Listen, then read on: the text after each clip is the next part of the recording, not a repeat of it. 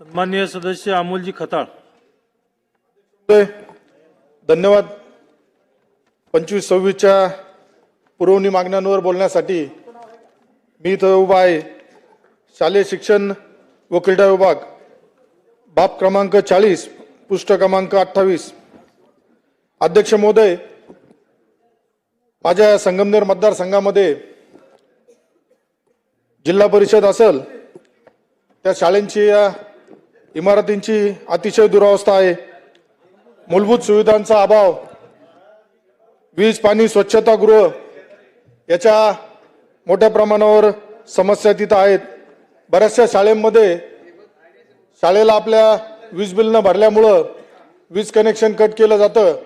तर आपल्या माध्यमातून माझी सरकारला विनंती राहील का यापुढे जिल्हा परिषदेच्या शाळांवरती सोलरची यंत्रणा कार्यान्वित करावी.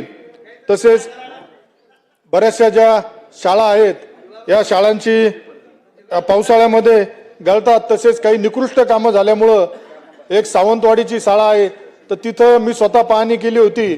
तर त्यावेळेस तिथं असं सांगण्यात आलं का त्या इमारतीचा अजून कार्यकाळ पूर्ण झालेला नाही, त्यामुळं ती पाडता येणार नाही. परंतु ते काम अतिशय निकृष्ट झाल्यामुळं तिथं उद्या लहान लहान मुलं शिकतात. तर अशा प्रसंगी एखादा वेगळ्या विशेष बाब अंतर्गत ती शाळा पाडली पाहिजे, तिचं निर्लक्षण केलं पाहिजे असं मला वाटतं.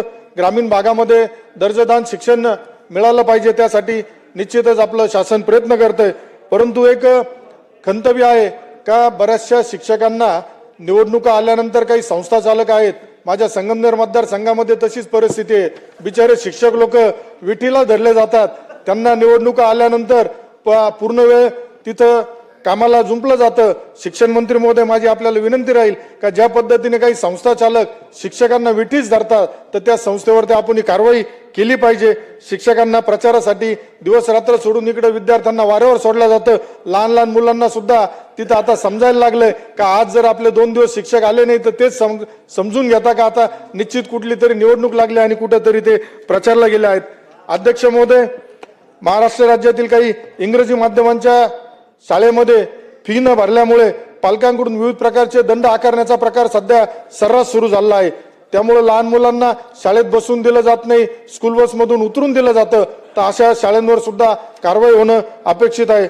अध्यक्ष महोदय, शिक्षणाचा जो बालकांचा हक्क आहे त्याच्या मार्गदर्शक सूचनांच्या विरोधात असताना सुद्धा 22 ते 25 या कालावधीत अशा प्रकारच्या तक्रार येऊन सुद्धा त्याच्याकडे शिक्षण विभागाचं दुर्लक्ष झालेलं दिसतंय.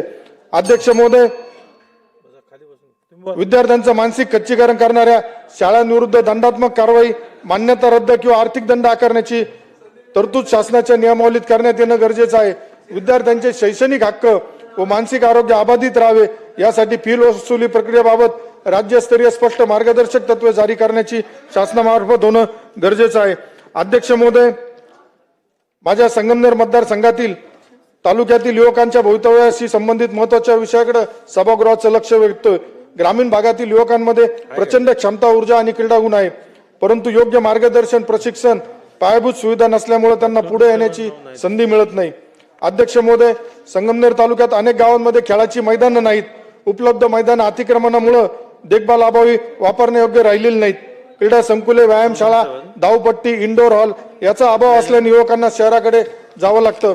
अध्यक्ष महोदय, ग्रामीण खेळाडूंना जिल्हा स्तरावरील स्पर्धेत पोहोचण्यासाठीची आर्थिक व प्रशासकीय अडचणींना सामना करावा लागतो. शासनाच्या योजनांचा लाभ तालुक्यातील युवकांपर्यंत प्रभावीपणे पोहोचत नाही, ही वस्तुस्थिती आहे. अध्यक्ष महोदय, माझ्या संगमनेर मतदारसंघातील भाग्यश्री नवले नावाची एक खेळाडू आहे, परंतु दुर्दैवाने तिला आपल्या महाराष्ट्रामध्ये संधी न मिळाल्यामुळं तिला गुजरात सारख्या राज्याकडे जाऊन आपल्या प्रतिनिधित्व करावं लागलं.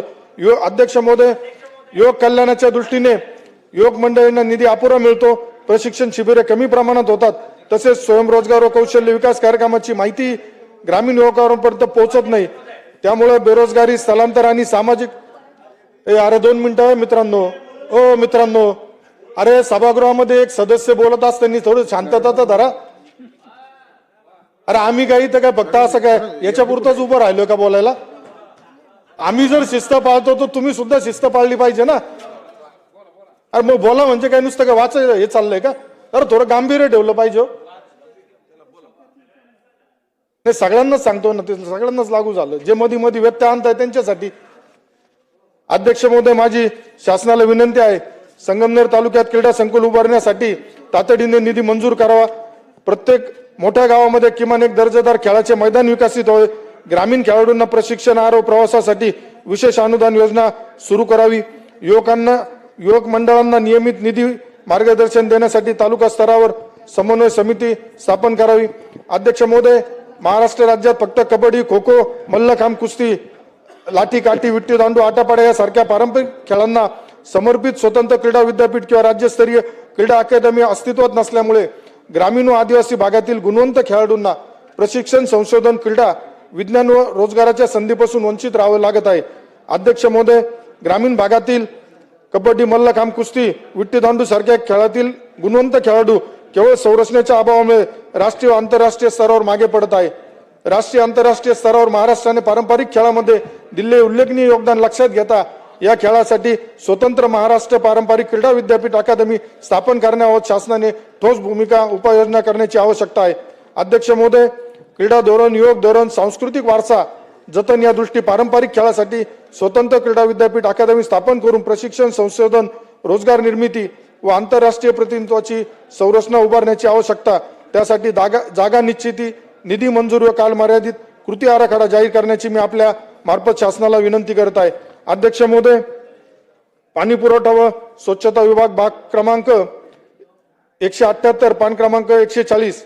अध्यक्ष महोदय, माझ्या संगमनेर मतदारसंघातील तसेच तालुक्यातील नागरिकांच्या जीवनाशी थेट संबंधित असलेला महत्वाचा विषय हा सभागृहाच्या निदर्शनास आणून देतो.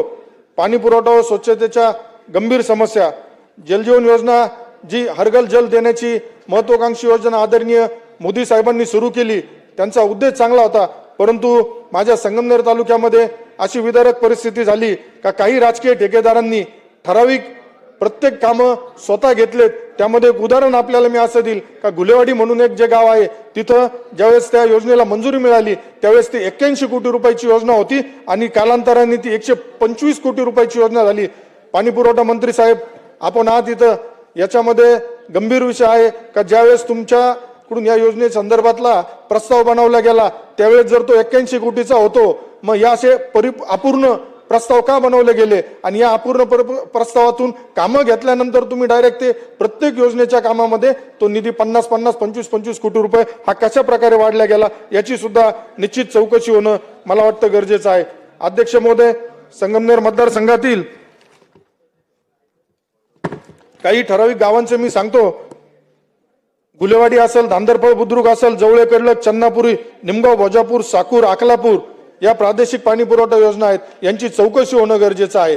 मधल्या कालावधीमध्ये यापूर्वी जलजीवनच्या आधी तळेगाव दिघे पाणी पुरवठा योजना होती, त्याचं लाईट बिलाचं 10 कोटी रुपये थकीत झालं आहे.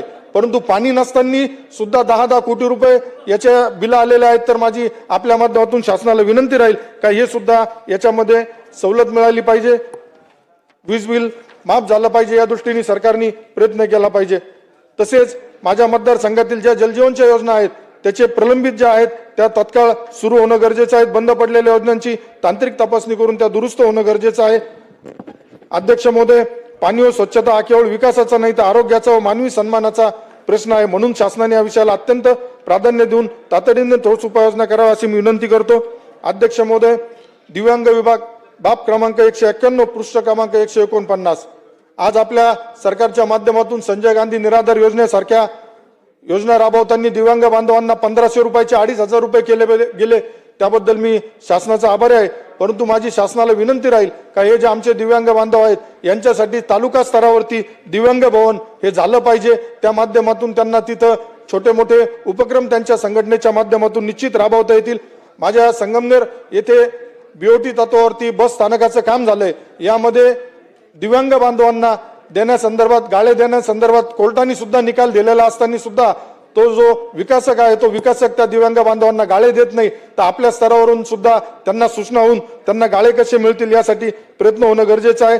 तसेच माझी आपल्या माध्यमातून शासनाला विनंती राहील का दिव्यांग बांधवांना ज्यावेळेस संजय गांधी योजना असेल किंवा इतर योजनेचा लाभ देताना आपण जी उत्पन्नाची मर्यादा त्यांची कुटुंबाची म्हणून बघतो, परंतु दिव्यांग बांधवांच्या बाबतीत ही अट कुठेतरी शिथिल करावी असं मला वाटतं. तसेच वारंवार त्यांना केवायसीच्या माध्यमातून अडवणूक केल्या जाते, ही सुद्धा कुठेतरी थांबले पाहिजे असं मला वाटतं. धन्यवाद अध्यक्ष महोदय, आपण मला बोलण्याची संधी दिल्याबद्दल.